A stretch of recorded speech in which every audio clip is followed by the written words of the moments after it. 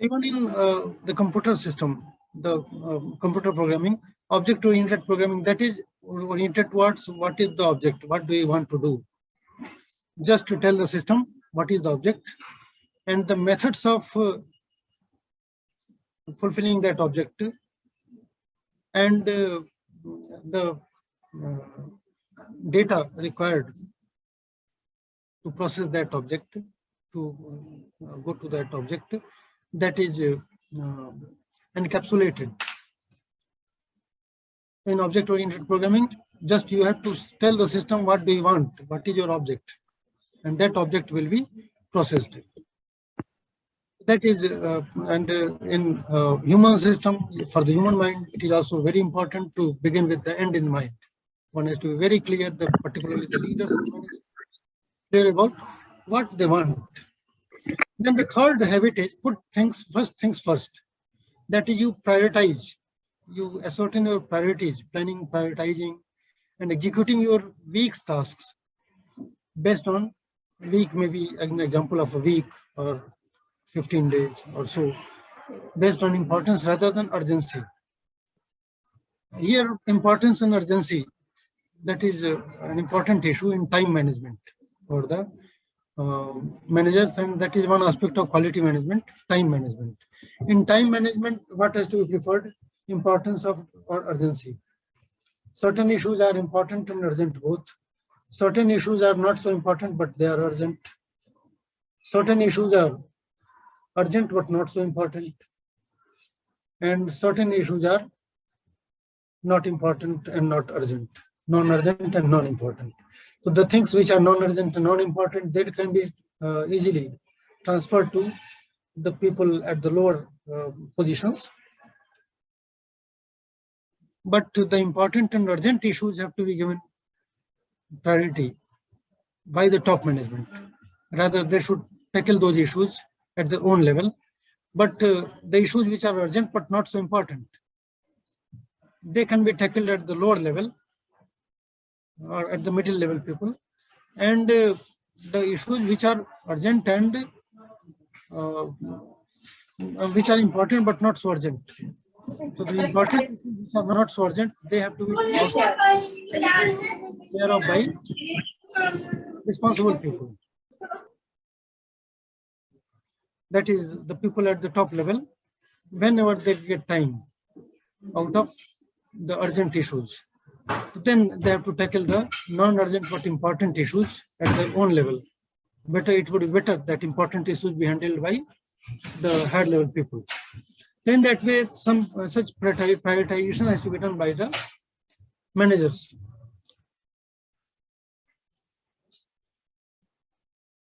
And then evaluating if your efforts exemplify your desired character values, propel you towards goals, and enrich the roles and relationships elaborated in habit 2.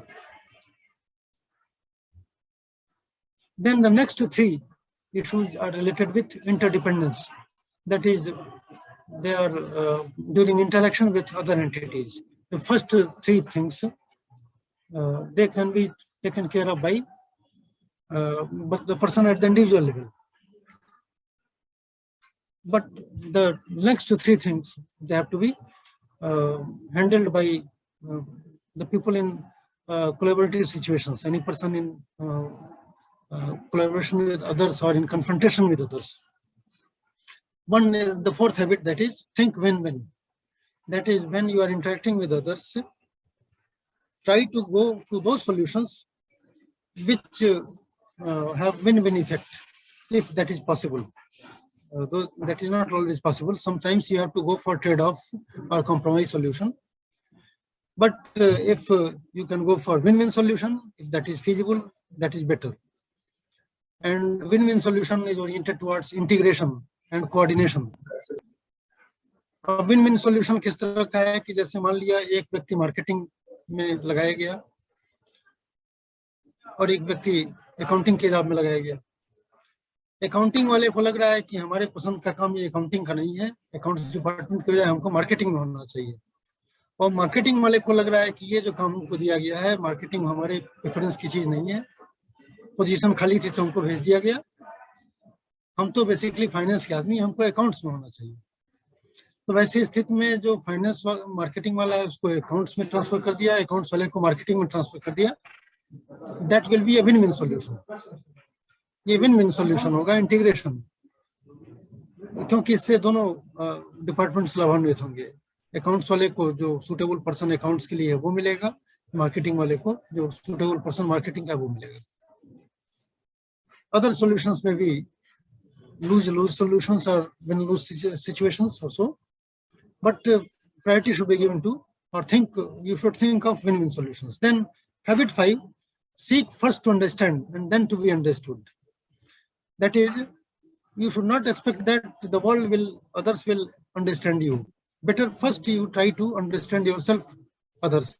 You understand yourself, you try to understand the others, and then you can expect that others will understand you. You will be understood by others. That is using empathetic listening. That is empathy in terms of equal sympathy. Putting yourself in other situations. You try to understand other people by putting yourself in other people's situations.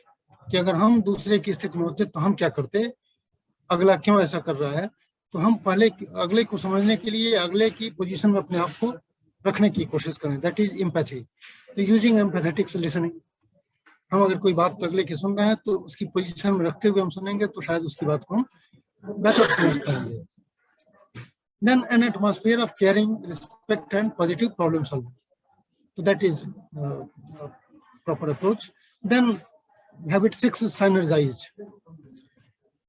Try to ensure synergistic benefits, combining the strengths of people through positive teamwork. And for that, a good team is a requirement. And the last habit relates to self-rejuvenation. That is health renewal or self-renewing capabilities. Orient towards or take care of the self-renewal capabilities.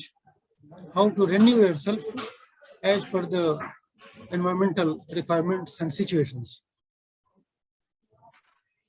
That is in terms of habit 7, sharpen the saw. The balancing and renewal of your resources, energy and health to create a sustainable long-term effective lifestyle. And that is the issue related to, mostly discussed in organizational health. And that is associated with the health of the members in the organization is also crucial. So in that way, through balancing and renewal of your resources, energy and health, you can improve your long-term effectiveness by sharpening the saw, which I mentioned in the leadership from within yesterday, that how to lead yourself properly. Then, we come to the next issue, that is eighth habit.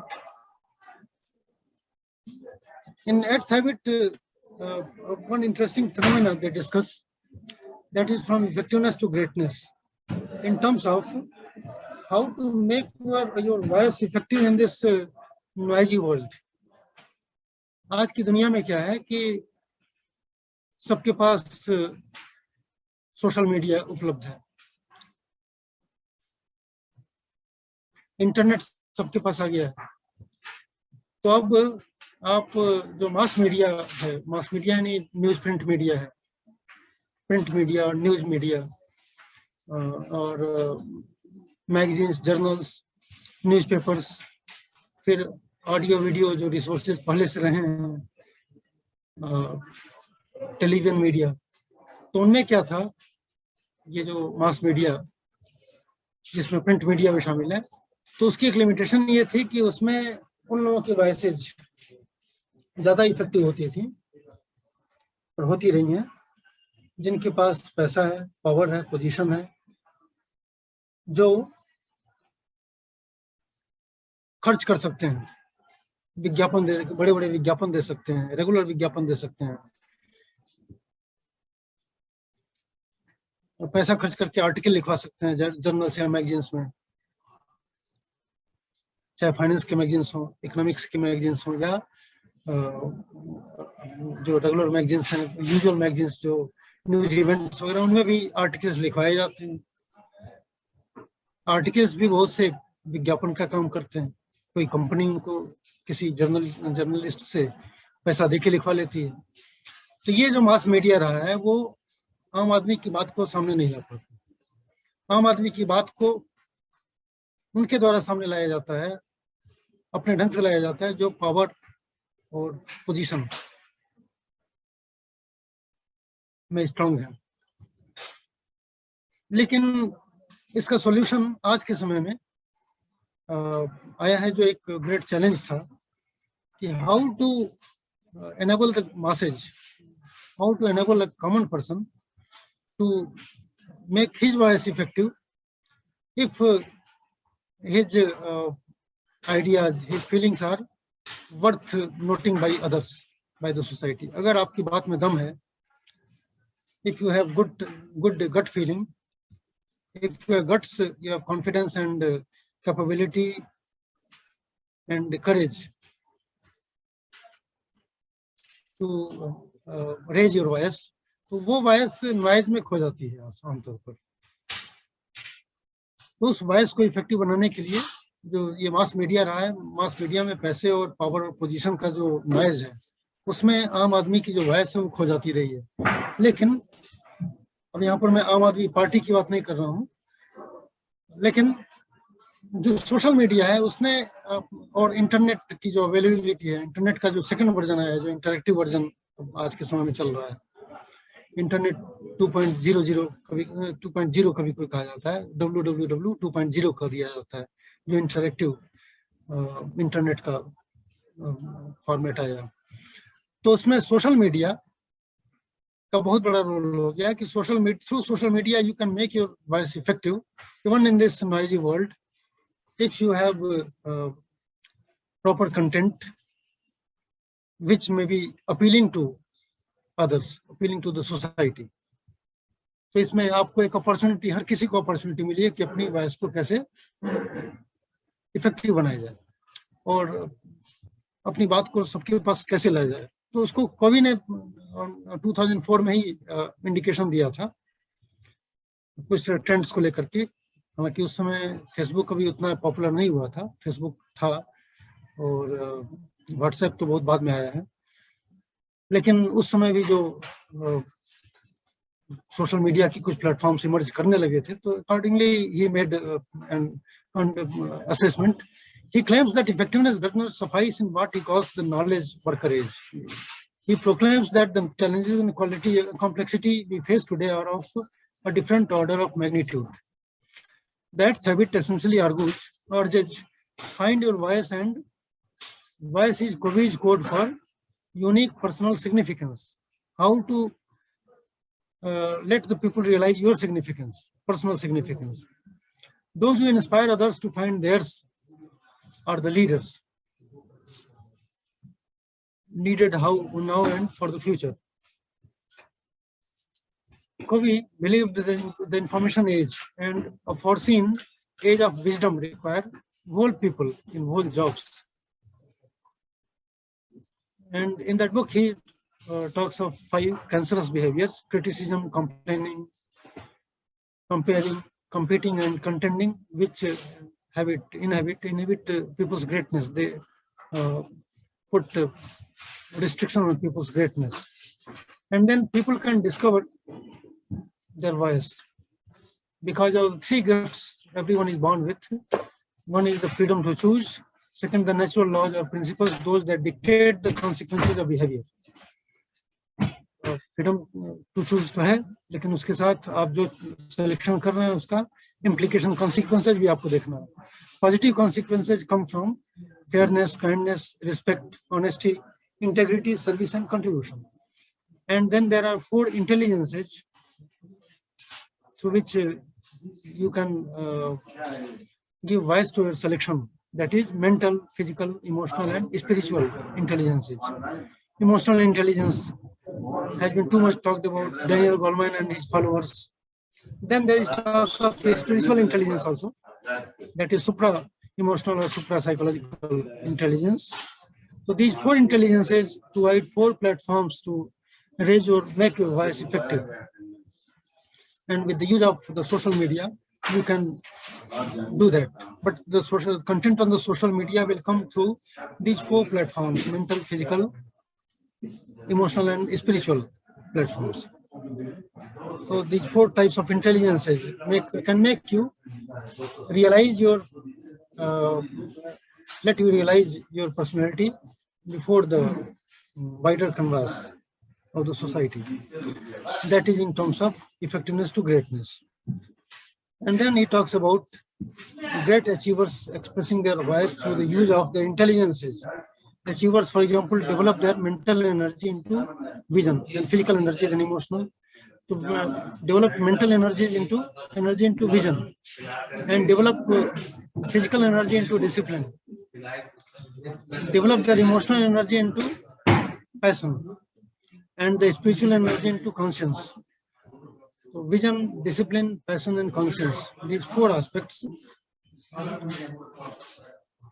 they have to be handled at four levels: mental, through mental energy, physical energy, emotional energy, and spiritual energy.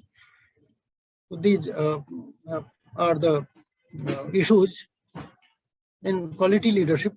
And then let us come to the background of strategic quality management. Quality issue was raised as an issue of statistical quality control by Edwards Deming at one time. Edwards Deming has been American expert. He was sent by America in 1949 to Japan under the American program in Japan, that was MacArthur's program, General MacArthur's program. General MacArthur was the person who ensured Japan's surrender before the American defense forces in 1945. That is at the end of the Second World War. So with that surrender, the Second World War was taken as over, and Japan was put under American management, American control for 10 years. The purpose was to convert Japan into a state of and a staunch follower of America. For that purpose, Edwards Deming was sent to Japan. But Edwards Deming was himself quite dissatisfied with the American management, particularly the private sector in America. Edwards Deming came from the same company, Western Electric Company, in which Elton Mayo had held the largest, biggest management experiment, Hawthorne experiment. So with Hawthorne experiment, क्या कुछ problem है? कोई issue है क्या? Hello, कोई बात है? तो Edwards Deming was a mathematician, and basically he was a statistician, and he worked as a statistical expert in the Western Electric Company. In one of the plants of Western Electric Company, the Hawthorne experiment was held, and through that Hawthorne experiment, the Harvard Business School's expert Elton Mayo was given too much recognition in American society, in American management. But on many issues, Edwards Deming was not agreeable to those things which Elton Mayo had raised, and his followers further, which we will see a bit later. But Edwards Deming's ideas were ignored in American corporate world, ignored him. But the Japanese, after the Second World War, Japanese were rethinking about how to ensure quality. because Japanese were having very bad fame in quality during the 1920s and 30s. The position was same as China has been having too much bad reputation about bad quality.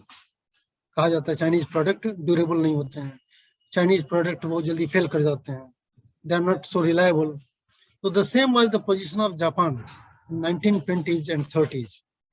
और जापानियों के बारे में western world कहता था कि वो हमारी copy करते हैं, they are cheaters.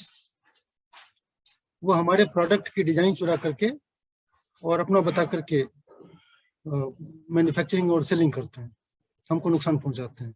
That was the complaint by the Western world against Japan. Japanese were having very high dissatisfaction about this negative publicity about them, this bad name. And one of their attack on America, Japanese attack, was this factor, a strong factor it was. So Edwards Deming used to tell too much about in the scientific journals about the deficiencies in the American corporate world, the American private sector. He was making many complaints about the American private sector in terms of 7 deadly diseases, which are given here. The 7 deadly diseases, these are mostly related to the American private sector of those times. One is lack of constancy of purpose. That is, the American companies are not sure about their purpose. They frequently change their purpose. Lack of constancy of purpose. Then they put too much emphasis on short-term profits. They are myopic in their approach. Long-term well-being of the organization is not adequate concern for them. Then evaluation of performance, evaluation by performance, merit rating, and annual review of performance. That is that worsens the quality through performance or merit rating. At the end of the year or annual review of the performance, what happens?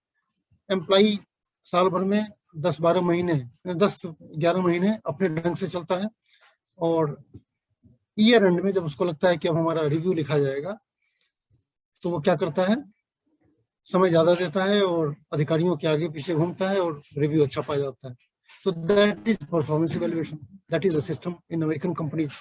India में तो हम लोग आज भी देखते हैं ये शिकायत, लेकिन अमेरिका में तो अमेरिका के बारे में संबंध उस समय शिकायत किया कि वहाँ प्राइवेट सेक्टर में, यहाँ गवर्नमेंट सेक्टर में जो बात आती है कि जैसे पुलिस वाले, एक दरोगा है, तो दरोगा क्या करता है, वो साल भर 11 महीने अपनी मनमानी करेगा, पैसा बनाएगा, और उसके बाद जब देखेगा कि हमारा एसीआर लिखा जाना है, तब वो अधिकारियों के आगे पीछे घूमना शुरू करेगा ताकि हमारा एसीआर जो है अच्छा जाए. तो 1 महीने 15-20 दिन अधिकारियों के आगे पीछे घूमेगा, उनके परिवार का ध्यान रखेगा, उनके कुत्ते का ध्यान रखेगा. तो ये साइकोलॉजी खूब काम करती है.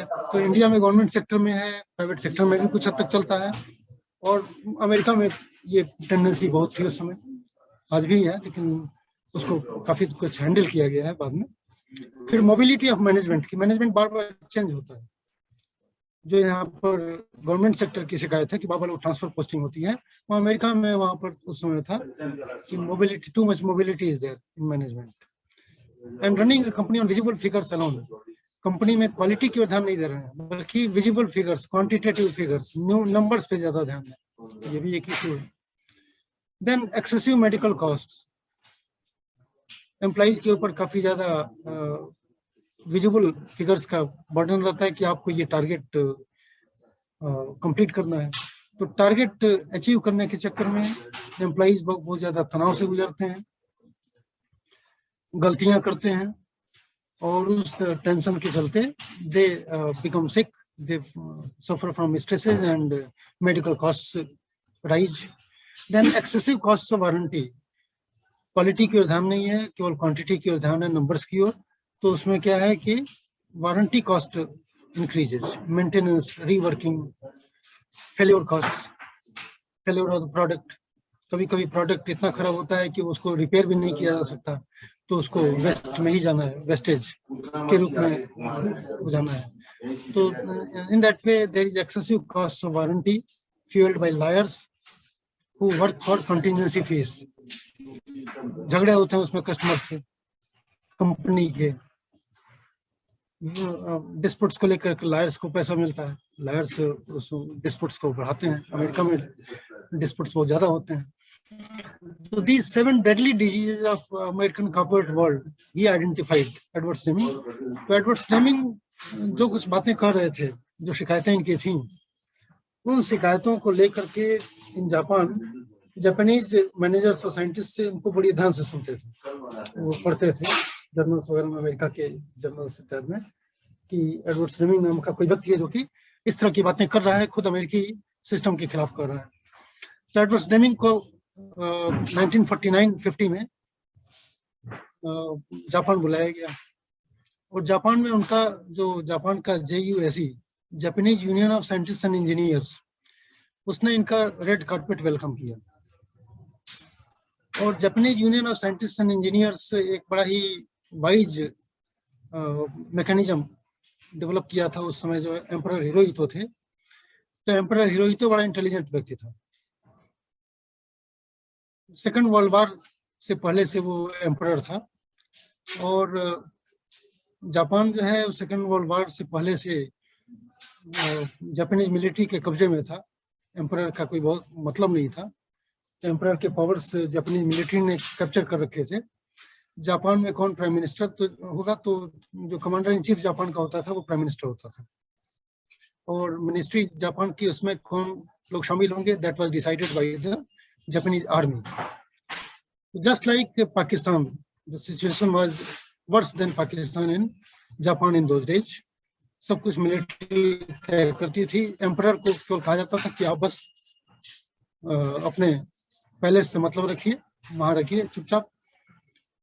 लेकिन हिरोहितो की एक पहचान एक साइंटिस्ट के रूप में थी। Hirohito was recognised by the American scientific world as a marine biologist, a good marine biologist, and he had found many species of hydra.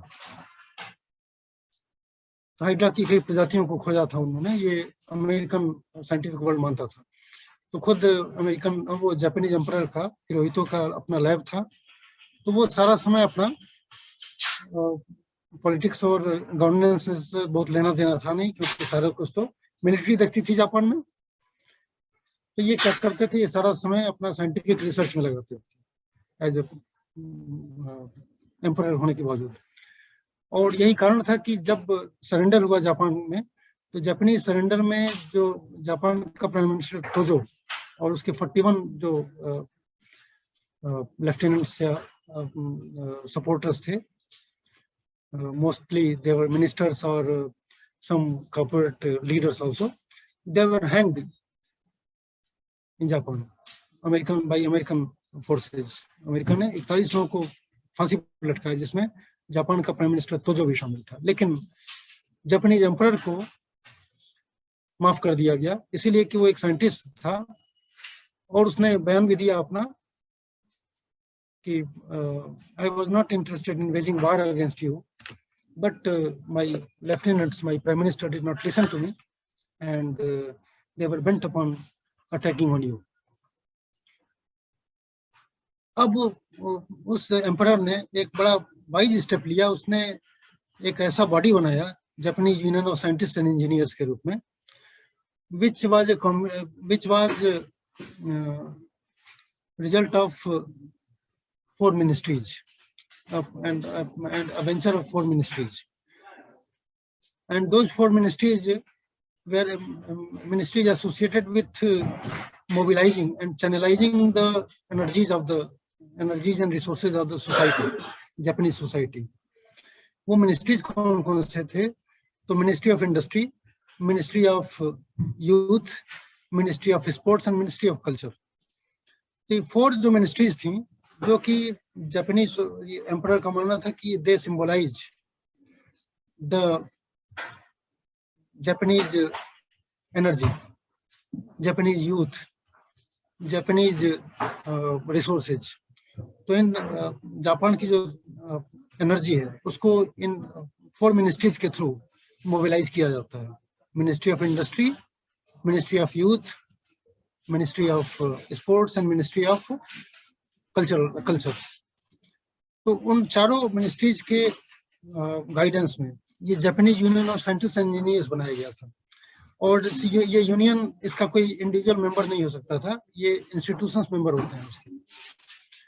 और उसका काम ही रहा है to find out leaders for the industry के leaders, जिसमें engineers और technocrats, managers जो ज़्यादा अच्छे परफॉर्मेंस देने वाले हैं, उनको आइडेंटिफाई करके सामने लाना। और पूरे जो जितनी कंपनियां हैं प्राइवेट सेक्टर में और जो गवर्नमेंट सेक्टर में भी जो इंस्टीट्यूशंस हैं, उनमें इस तरह के जो इंडस्ट्री लीडर्स हैं उनको आगे बढ़ाना, जिससे जापानीज इकोनॉमी को तेजी से रिवाइव किया जा सके।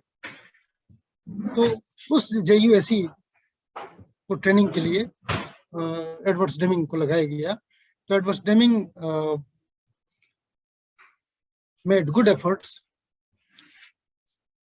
to train the Japanese experts, Japanese youth,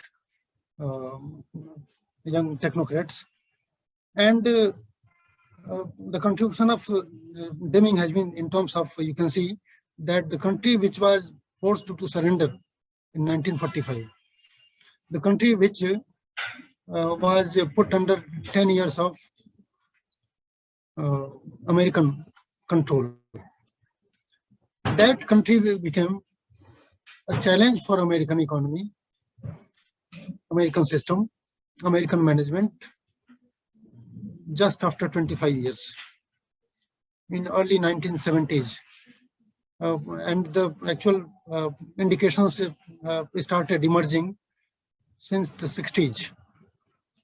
Japan जो है वो अमेरिकन इकोनॉमी से आगे निकल गया मुश्किल से 20-25 साल की अवधि में।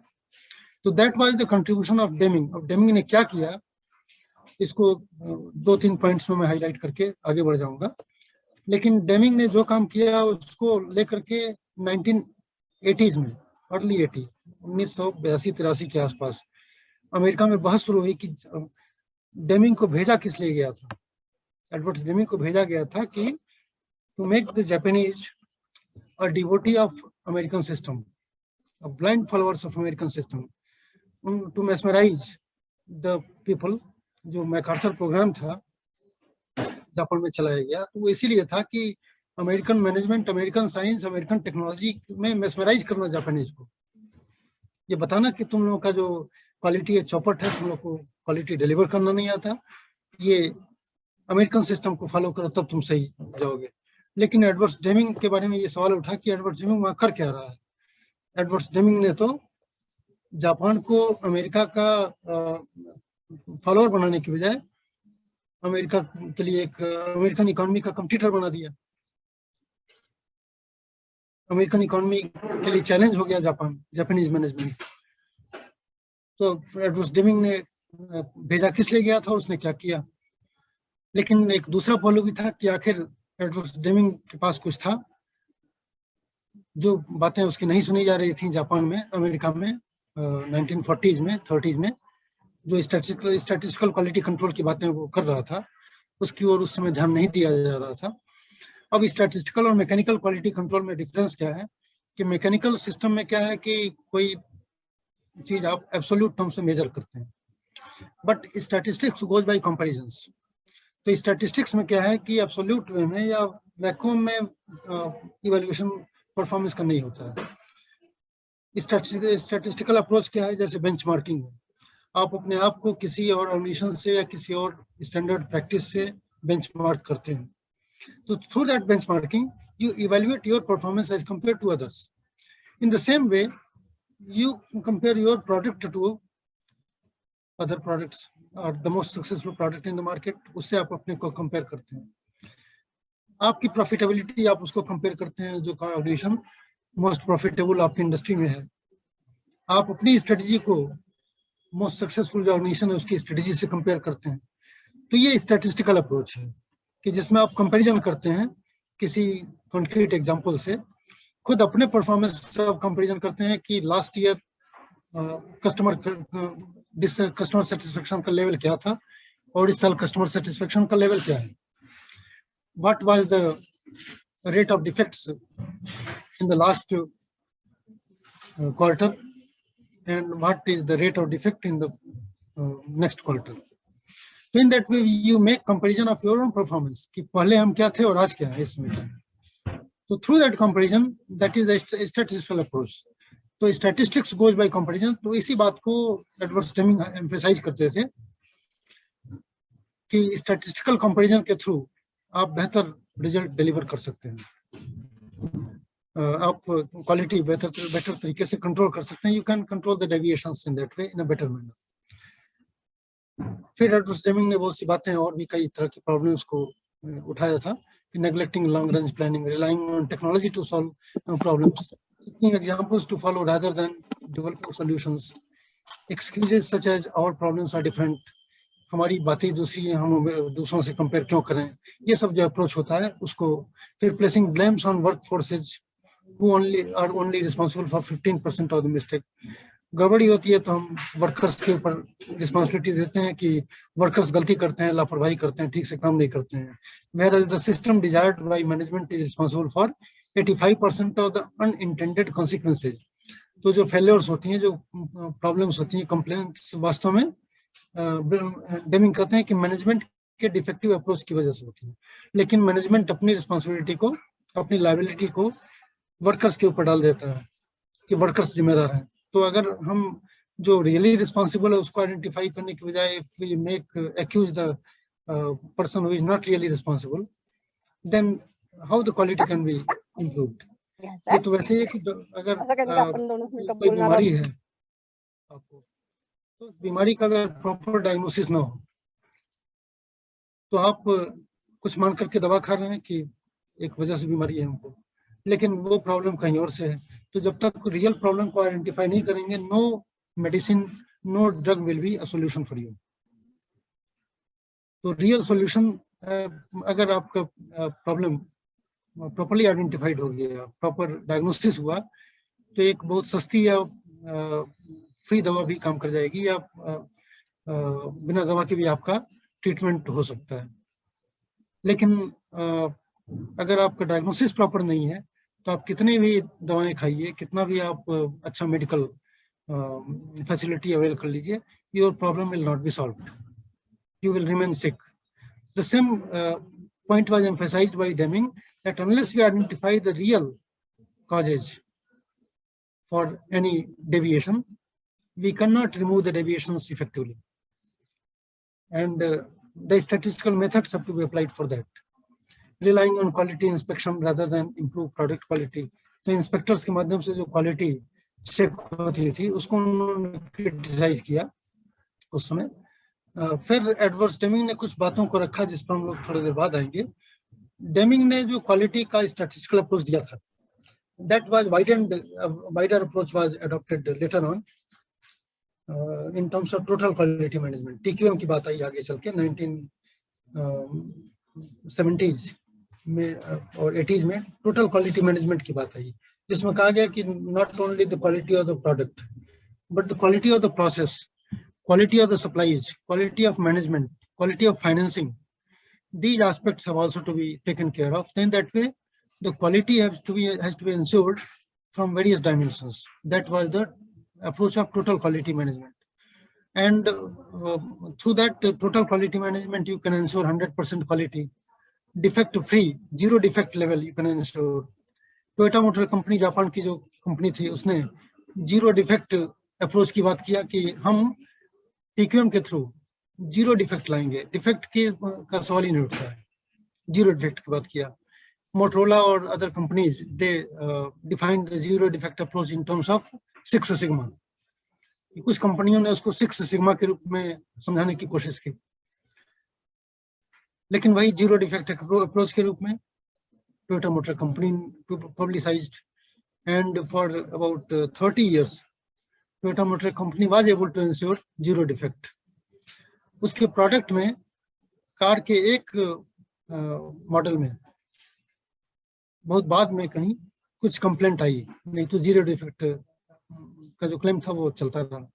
तो that was the result of total quality management. तो through total quality management an approach emerged that we can deliver a good quality. और तमाम कंपनी इंडिया में भी क्वालिटी मैनेजमेंट प्रोग्राम्स उस दौर में चलाए गए और कंपनियां बोस्ट करती थी, the companies were boastful of their good product. जैसे बाटा कहता था कि हम ड्यूरेबल शूज बनाते हैं, ड्यूरेबल चप्पल्स बनाते हैं, और भी कंपनियां कहती थी हम गुड क्वालिटी प्रोडक्ट बनाते हैं, हमारी quality is 100% foolproof quality. There is no complaint about that. No one can complain about that. So that was the overconfidence about quality by the companies कि हम बहुत अच्छी क्वालिटी देते हैं और क्वालिटी पे you cannot raise any question. That was the approach. But again, this approach had to be changed. Total quality management भी आगे चल कर देखा गया कि वो sufficient नहीं है। वो भी टोटल क्वालिटी इंश्योर करने के चक्कर में कॉस्ट बढ़ाया जा रहा है। Quality is not affordable to all, quality is limited to certain sections of the society, certain parts of the world. Quality हर जगह इंश्योर नहीं हो रही है प्रॉपर तरीके से। फिर जहां पर बहुत अच्छी क्वालिटी की जरूरत नहीं, वहां भी अननेसेसरी हम हाई कॉस्ट पर हाई क्वालिटी दे रहे हैं। तो क्वालिटी का जो टीक्यूएम अप्रोच था, टोटल क्वालिटी मैनेजमेंट, उसके बारे में ये शिकायत आई कि वो जो अप्रोच है that is an absolute concept. Absolute terms में आप क्वालिटी को अपने ढंग से, ये मैन्युफैक्चरर अपने ढंग से इंश्योर कर रहा है कि हमारे प्रोडक्ट में कोई क्वालिटी, कोई शिकायत हो ही नहीं सकती। But that was not inculcation of the customers view point. हर कस्टमर एक जैसी क्वालिटी नहीं चाहता है, सारे फीचर्स सारे कस्टमर्स नहीं चाहते हैं। तो then you have to be more strategic in your approach. तो वहां पर बात आई कि the quality is not to be in terms of total quality, the quality has to be in terms of strategic quality. What is this strategic quality? You have to design quality strategy according to different types of customers, different types of markets, different levels of affordabilities of the customers. अगर कोई customer ऐसा है जो उसको लग रहा है कि एक आइटम बहुत अच्छी क्वालिटी का है लेकिन हमको उतनी हाई क्वालिटी नहीं चाहिए और क्वालिटी अच्छी होने के साथ साथ बहुत महंगी पड़ रही है, वो चाहता है कि हमको अफोर्डेबल कॉस्ट में हल्की क्वालिटी मिले। जैसे ग्लास वेयर है, ग्लास प्रोडक्ट होते हैं, शीशे की जो उत्पाद है, लेबोरेटरीज के लिए तो हाई लेवल ऑफ प्रिसीजन चाहिए ग्लास आइटम्स में, लेकिन हर जगह वो high level of precision glass items में जरूरत नहीं होती है। जैसे कप्स, प्लेट्स वगैरह हैं, चाहे जो लेबोरेटरी में इक्विपमेंट्स बीकर वगैरह के रूप में इस्तेमाल किए जाते हैं, बाउल वगैरह, तो जो क्वालिटी लेबोरेटरी में चाहिए, जो प्रिसीजन, जो एक्यूरेसी लेबोरेटरी में चाहिए, that accuracy is not required in the normal kitchen. तो नॉर्मल किचन में पॉलिशिंग अच्छी होनी चाहिए, बहुत एक्यूरेट प्रोडक्ट एक्यूरेसी मेजरमेंट का उतना इम्पोर्टेंट नहीं है। तो अगर हम वही सामान 1000 रुपीज में बहुत हाई प्रिसीजन, हाई एक्यूरेसी के साथ प्रोवाइड कर रहे हैं जो कि कस्टमर को उतना नहीं चाहिए, तो क्यों ना हम वही सामान रीजनेबल क्वालिटी के साथ, जो एसेंशियल फीचर्स हैं उनके साथ, अफोर्डेबल रेट पे 200 रुपए पे, 150 रुपए पे हम उपलब्ध करा दें तो ज्यादा अच्छा रहेगा। इससे सब standard and duplicate products will also be removed from the market. कि जैसे जिलेट कंपनी है, अपना शेविंग क्रीम अमेरिका का वो बेचती है इंडिया में, मान लिया 800 रुपीज 1000 रुपीज में वन पीस आ रहा है। अगर वो इंडिया में मैन्युफैक्चर करती है, कॉस्ट उसका कम पड़ेगा। फिर कुछ जो एसेंशियल फीचर्स नहीं है उनको वो स्ट्रिप ऑफ कर दे, स्ट्रिप्ड आउट वर्जन वो निकाले, जिसमें कि एसेंशियल फीचर्स रहें और जो कॉस्मेटिक फीचर्स हैं, पैकिंग और जो लेबलिंग इत्यादि, उसको कुछ हद तक कॉम्प्रोमाइज कर सकते हैं। एडिशनल फीचर्स को कॉम्प्रोमाइज कर सकते हैं।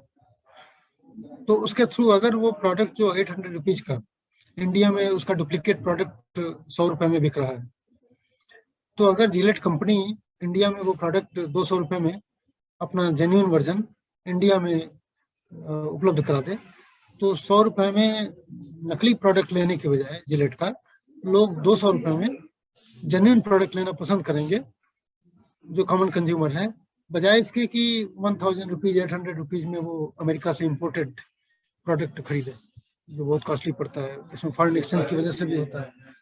तो that approach, that is of strategic approach to quality. तो क्वालिटी स्ट्रेटेजी अलग अलग मार्केट्स में, जो स्ट्रेटेजी की बात है, आप जानते हैं marketing mix that is associated with marketing strategies. तो manufacturing strategy, marketing strategy, financial strategy, human resources strategy, these strategies have to be combined here in terms of strategic quality management. So in strategic quality management, you have to design your manufacturing, marketing, financing and human resources strategies according to the requirements of the customer and affordability of the customer, according to the different markets. So that has to be done. So that discrimination in quality, differentiation in quality has to be ensured. So total quality management का जो approach था कि हम एक standard quality सबको available करा रहे हैं, so that approach was not sufficient. Rather, जहाँ पर जैसी क्वालिटी चाहिए हमको देखना पड़ेगा, कहाँ पर हाई क्वालिटी चाहिए किसी मामले में, कहाँ पर नॉर्मल क्वालिटी से कम चल जाएगा, क्वालिटी के किन पैरामीटर्स पे हम कहाँ पर कॉम्प्रोमाइज करके हम अफोर्डेबल रेट पर we can make available the product. So in that way, quality can be ensured in a better manner. That was the strategic approach to quality management that has been developed further. And in that, taking the strategic quality of management on the forefront, we can come to certain points in the background. We are talking about W. Edwards Deming's 14 points of quality management he mentions in his book Out of the Crisis, but two points are very significant, and they show what has been the attitude of Edward Deming. First thing he emphasizes, and the practice of awarding business on the basis of price tag. जो ये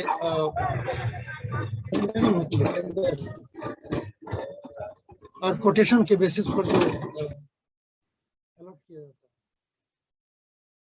है, tender नीलामी होती है, तो नीलामी के through जो ऑर्डर दिए जाते हैं, he was extremely critical to that, awarding business on the basis of price tag. जो कम कास्ट पे बिजनेस ऑफर करेगा उसको हम कॉन्ट्रैक्ट देंगे. तो this process of tendering is compromise with quality. तो उन्होंने इसको हाईली क्रिटिसाइज किया कि ये बिल्कुल हटाया जाना चाहिए. और जापानीज कंपनीज टेंडर इनवाइट ही नहीं करती हैं, बल्कि वो क्वालिटी सर्टिफिकेशन देखती हैं कि वो कंपनी जो प्रोडक्ट देना चाह रही है उसका क्वालिटी क्रेडिबिलिटी क्या है, एक्रेडिटेशन उसका किस तरह का है. ये अप्रोच आजकल एकेडमिक सेक्टर में नेक के वैल्यूएशन के रूप में भी देखा जा रहा है. तो इस पर इन्होंने एम्फेसिस दिया कि what is your level of quality certification.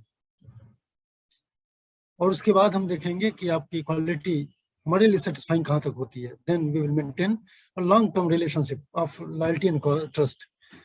तो हम डे टू डे या एवरी ईयर नया नया ऑर्डर नहीं देंगे. Tendering will not happen from time to time. Rather, अगर आपको हमसे काम करना है, आपको पार्टनरशिप में हमारे आना होगा या आपको लॉन्ग टर्म रिलेशनशिप में आना होगा, कि आप जो है एक बार हम छोटा ऑर्डर देंगे आपको, उसमें भी आपकी क्रेडिबिलिटी हम चेक करेंगे. उसके बाद आपको छोटा ऑर्डर दिया, आपने अच्छा सप्लाई किया रीजनेबल कॉस्ट पे, फिर हम थोड़ा बड़ा ऑर्डर देंगे, आप उस पर सेटिस्फाइड निकले, satisfactory, then we will go on giving you orders at the same rate or at lower level, lower rate with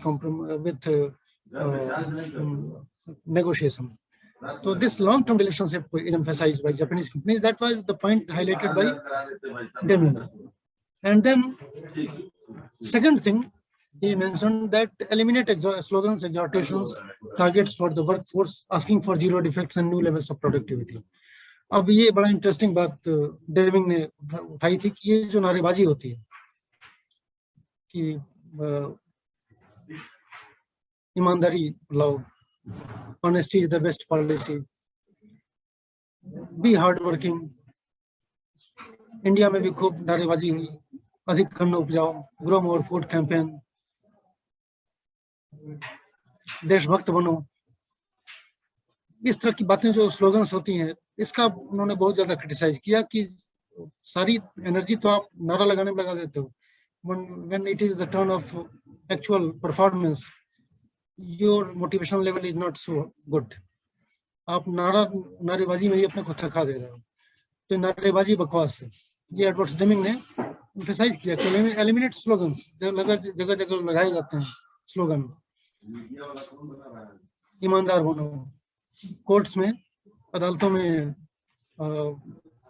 oath लिया जाता है गीता पर कि हम ईमानदार रहेंगे, हम ऑनेस्टली अपनी बात कहेंगे। इन सबको इन्होंने क्रिटिसाइज किया कि ये सब चीजें केवल दिखाने के लिए और इनको हटा देना चाहिए। स्लोगन्स, एग्जॉर्टेशंस की सारी एनर्जी एक्चुअल में हम बातों में लगा रहे हैं, और एक्चुअल परफॉर्मेंस जब करना रहता है तो हमारा एनर्जी लेवल बहुत लो चला जाता है। तो आप अपनी एनर्जी काम में लगाइए, परफॉर्मेंस में, ताकि दुनिया आपके लिए नारा लगावे, लोग आपके लिए कहें। आप खुद अपना नारा मत लगाइए, अपनी प्रशंसा खुद मत कीजिए। Let the world realise the quality of the product. तीसरी बात और ज्यादा रिवोल्यूशनरी थी, जो अमेरिकन मैनेजमेंट पर सीधा अटैक है। ये कहते हैं eliminate management by objective, MBO को हटा दो। एमबीओ बकवास है। 1954 में एमबीओ की टेक्निक इन्होंने दी, एक एक्सपर्ट जो थे 1954 में, फिलिप कोर्ट, सॉरी नाम इसमें ध्यान से उतर रहा है, बड़े फेमस एक्सपर्ट अमेरिका के थे। उन्होंने 1954 में पीटर एफ ड्रकर ने जो मैनेजमेंट की एमबीओ की टेक्निक दी 1954 में, और एमबीओ की टेक्निक अमेरिका में खूब पॉपुलराइज की गई, बहुत अच्छी टेक्निक है। लेकिन एडवर्ड डेमिंग ने कहा कि कुछ नहीं, ये क्वालिटी से कॉम्प्रोमाइज है। It is just emphasis on quantitative targets and worsening quality. MBO को बिल्कुल अवॉइड करो, MBO बकवास, इन्होंने सीधे कहा। MBO से कुछ नहीं होगा, क्वालिटी चौपट होगी। तो इसकी जगह इन्होंने बातें क्वालिटी पर ओरिएंटेशन की बातें की इन्होंने, और स्टैटिस्टिकल मेजर की बातें, मेजर्स की। बाकी ये सब 14 प्रिंसिपल्स में बहुत कुछ बातें इन्होंने की। एक बेसिक मॉडल इन्होंने दिया, plan do check act, PDCA. Plan करो, फिर उस प्लान को देखो लैब में, लैब लेवल पर, कि to what extent that is successful और वर्किंग, देन चेक करके आप मॉडिफाई करो अपने स्कीम को, then you act upon the scheme, you implement. That was the PDCA cycle, that was sometime that has been taken as PDSA cycle also by some experts later on, कि check को study कर दिया गया बाद में।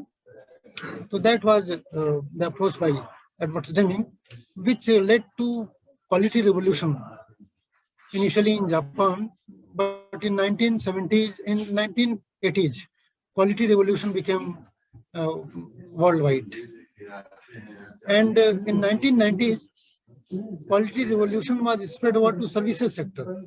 अब इसमें भी एक इंटरेस्टिंग डेवलपमेंट हुआ, छोटी सी बात है उसमें, कि एक एक्सपर्ट हुए विलियम ई येट्स ने एक बात रखी कि जो मैन्युफैक्चरिंग सेक्टर है, in that there is 20% wastage,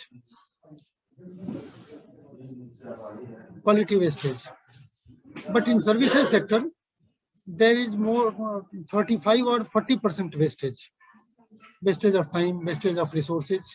तो क्वालिटी से कॉम्प्रोमाइज करने के चलते मैन्युफैक्चरिंग सेक्टर में there is at least 20% cost increase, or there is 20% wastage, And due to quality compromise, there is much more quality wastage in services sector. Almost 30 to 35 to 40% cost of services is just a wastage. And for that, quality management in services is much more important. इसको इन्होंने highlight किया William येट्स ने, और फिर quality experts और भी एमजुरान हुए और भी लोगों ने, तो इस बात की ओर बल दिया आगे चल के क्वालिटी अकाउंटिंग की बात की गई। क्वालिटी अकाउंटिंग में जो वेस्टेज लेवल 40% है, 40% वेस्टेज को बता करके 5% और 2 और 3% पे लाना चाहिए। तो that was the point of emphasis Juran के ट्रायलॉजी, जिसमें वो quality design, quality control and quality planning की बात करते हैं। Quality planning, quality design, quality control. तो इसमें उन्होंने अपनी ट्रायलॉजी में इस बात पर एम्फसाइज किया कि कैसे 40% वेस्टेज है उसको 5% पर हम लाएं। For that the mechanisms were provided for quality control purpose, and these are the background issues how the quality has been improved upon from inspection era in 1920s up to 1920s to statistical quality control during 1920 to 1960, and then quality assurance from 1960 to 1980, and then from 1980 onwards total quality management concept emerged up to 2000, but up to 1995. But after 1995, the statistical quality control, the statistical quality management, that phase came. तो आज के समय में statistical quality management in combination with knowledge technology, that is working. So that was the overall discussion, and with this I'm very thankful to all of you for your patient hearing, and if you have any queries or issues you can raise. I am stopping the screen sharing. Thank you, sir. Now we shall proceed with the question answer session. The participant is welcome to put forward their questions, if any, to our resource person, Professor R.P. Singh, sir.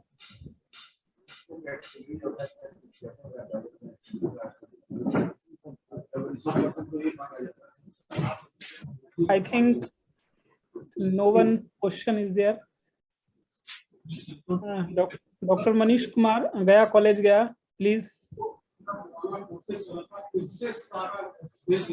Unmute yourself. Manish sir, unmute yourself. Good afternoon, sir, and good afternoon, everyone, for carefully listening the lectures delivered by Singh sir. And sir has very given us very fruitful knowledge on how an organization, how as a teacher, we and how a manager can improve their output as well as productivity through adopting the 7 habits of highly effective peoples and eliminating the 5 cancerous behavior. I like very much, sir, you have highlighted the 5 cancerous behaviors: criticism, complaining, comparing, competing, and contending. Sir, I also am focused on how the defects can be managed, 0 defects through the total quality management and 6 Sigma, and also lot of organizations, sir has given, sir has cited examples. Lot of organization has reduced their defect, how they manage their defect by adopting 6 Sigma and total quality management. So also explained plan, do, check, and act. This is the, I think, 360-degree approach for any organization or for any managers. He can change his output and he can better his output with quality. Thank you, sir, for giving us so fruitful knowledge. Again, I extend my gratitude to Singh sir Sir has take out time from his busy schedule and enlightened us with so precious lectures, so with precious words. Thank you, sir. Namaskar. Thank you, sir. Thank you on behalf of the whole Thank you, sir. On behalf of the whole organizing team, I also thank you for such a nice deliberation. Professor R.P. Singh is my senior colleague and we learn a lot of things by listening to him. Thanks a lot, sir. Thank you. Thank you, everyone. Thank you. So we are going to join in the last session at 3 p.m. So, and we all know that third session will be taken by Professor S.K. Sinha. So do join us on at sharp 3 p.m. Thank you. Okay, thank you.